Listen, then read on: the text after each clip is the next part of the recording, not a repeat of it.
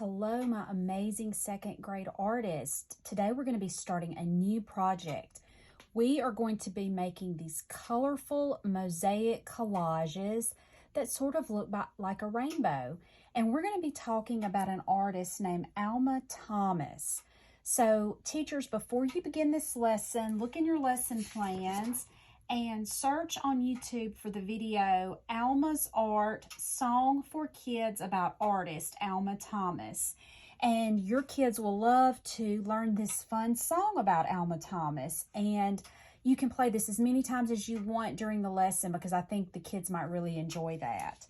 So let's first talk a little bit about Alma Thomas. I have a picture of her, and your teacher will have one of these in her classroom.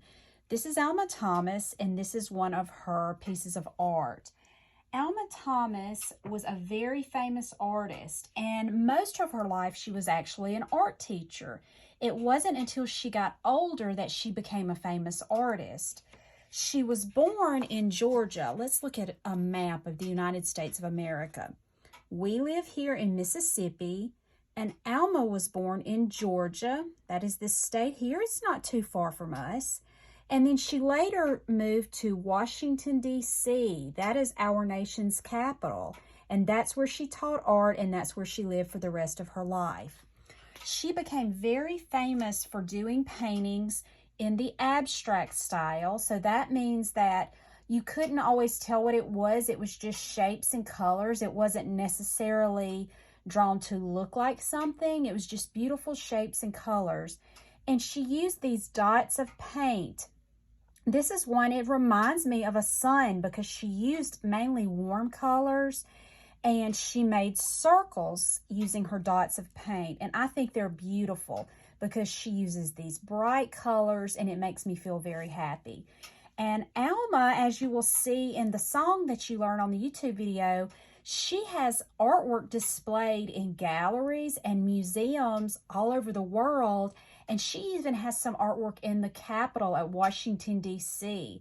So that is very, very good that she has that. She was very famous for that. And so she was born in 1891 and she died in 1978. So she's not alive anymore, but we can remember her by looking at her art. So we are going to be doing a collage mosaic sort of in her style. A mosaic is when you use different pieces of something. Sometimes artists may use glass or stone. We are going to be using paper mosaic pieces. They are just little squares that look like this. They're one color on one side and a different color on the other. And we're going to be gluing them onto a piece of painted paper that we made. And so that'll be how we make the collage. We're gluing something onto the paper we've already made. So I'm going to show you 3 different ones I made. So you can decide how you want your lines of your mosaic to go. This one sort of looks like a rainbow, like half of a rainbow. So you see I've glued down my mosaic pieces to form lines. So those kind of make a half circle. Then I have this one that it's more like a rainbow. So they make a half circle like that. More like a rainbow. And then I made one with just straight stripes, straight lines with my mosaic pieces. You could even make it go this way, up and down, vertical. So you get to decide and be creative in how you want your lines to look. But to begin with, you are going to make your painted paper.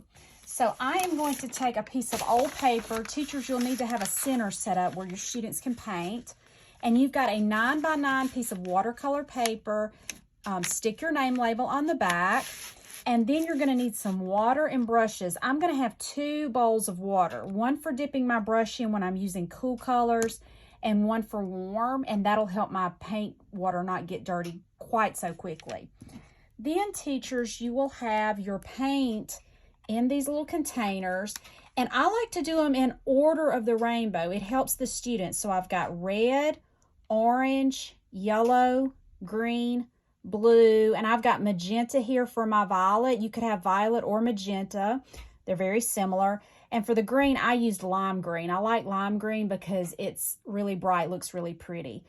Always remember when you're mixing these up, You add some liquid watercolor and then a little water and dilute it. They're very, very concentrated, so you can add just a little water, not too much, because if you add too much, it won't be as, the color won't be as vibrant.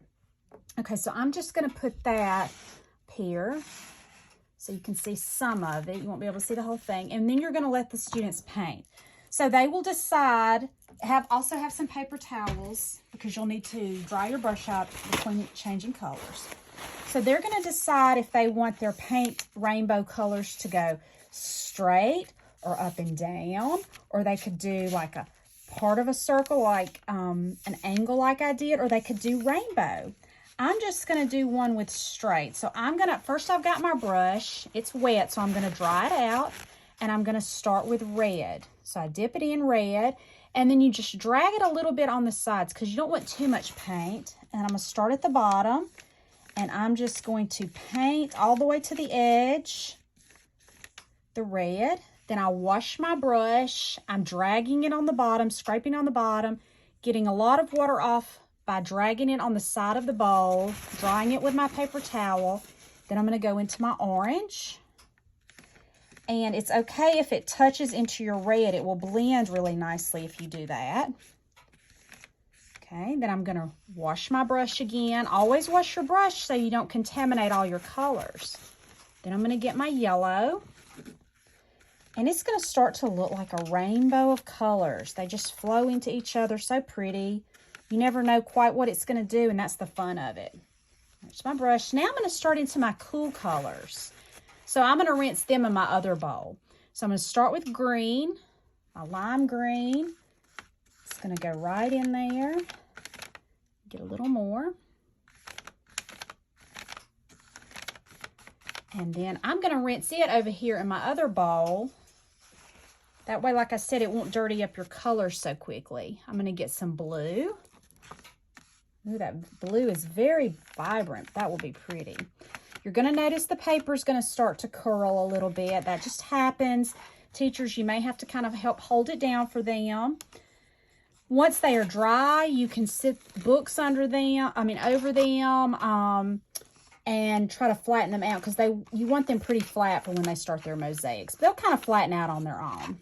So look, some of the blue is mixing with the green. That's okay. That's what makes it so beautiful and unique and so different. So you will put those on a drying rack, let them dry. I'm going to move all of my paint and stuff out of the way. I'm going to move this out of the way. And I've got one that is already dry. And I will show you how to do the mosaic part. Okay, so I'm going to choose the one that went like this. So I did another one, you see, and this time I made my paint go with my brush strokes go like this. So like just a partial rainbow. And then you're going to have a bag with all these different mixed up pieces of mosaic. So teachers, you'll have these. I would suggest that you put some on a table for the students or in a container and let them, before they begin gluing, let them sort some out. You want the line that you make to be the same color. So I'm going to start, and you're going to need to use Elmer's school glue. Glue sticks will not hold these mosaic pieces down good enough, so use Elmer's school glue. So I'm going to be making this one.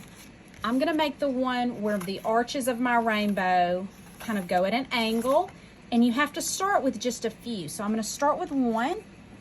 So I'm going to make that one purple. And since it's just going to be one, I'm just going to put a dot of glue, and then I'm going to glue it down.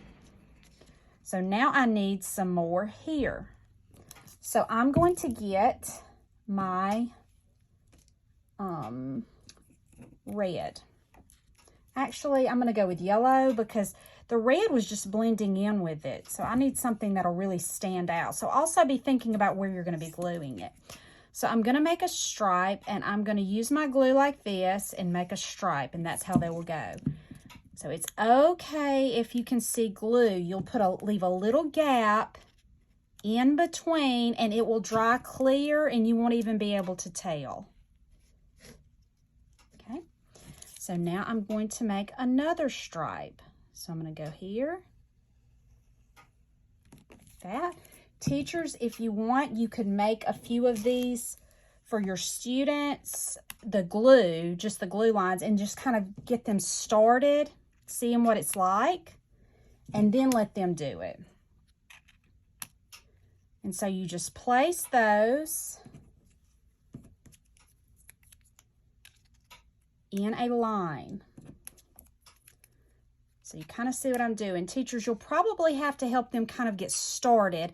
And I think once they start to see how a pattern is emerging, it'll come to them easier. So again, then you would just go with another. I'm not going to put the mosaic pieces down, but I'm just showing you how you will go.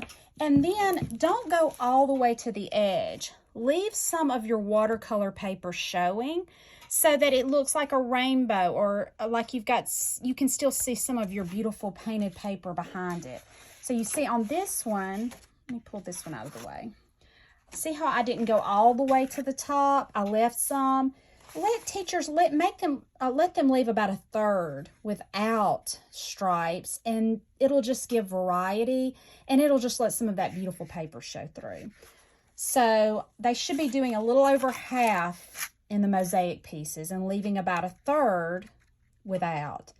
So I think these are going to be so pretty. I can't wait to see what you're doing. And remember, every year we have an art show, and so I picked some of these to go in the art show.